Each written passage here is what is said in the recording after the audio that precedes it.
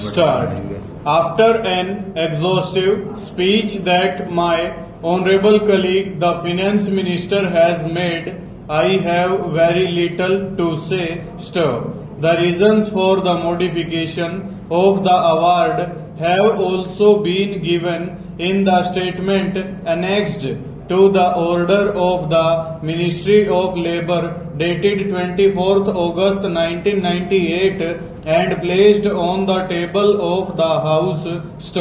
Ever since the publication of the Appellate Tribunal's award, when rumblings of growing discontent on both sides began to be heard, I have been greatly concerned on two accounts.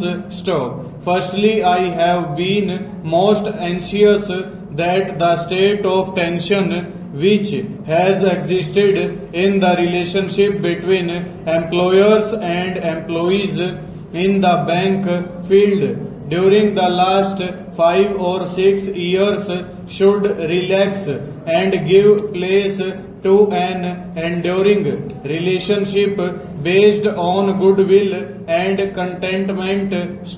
Secondly, I have been equally anxious that while the terms of final statement of the dispute should not be such as to injure the cause of banking in the country.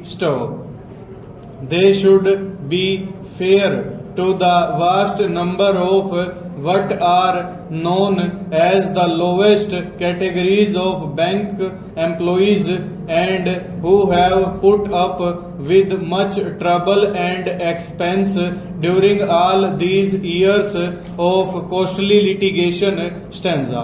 It is true that government has been given the power under the Industrial Disputes Appellate Tribunal Act to accept, reject or modify the award of an industrial tribunal if and when government is satisfied that it is expedient in the public interest to do so.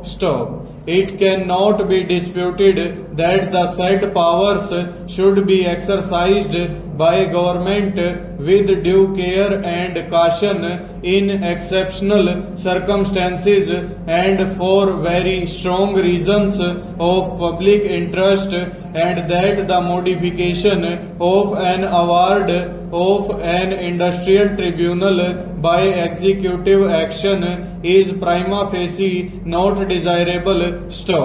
I also subscribe to the views expressed by many honorable members that the sanctity of the award, which is in the nature of a judicial pronouncement, should be respected by conventions and precedents. Honorable members have heard from my colleague, the Finance Minister, how the full burden of the Appellate Tribunal award might have brought about a crisis in the banking industry. In particular, he has told the House how banking facilities in rural areas might have suffered a serious setback on account of the burden. The arguments that he has adduced are before the House, and I would request honorable members to consider them dispassionately over.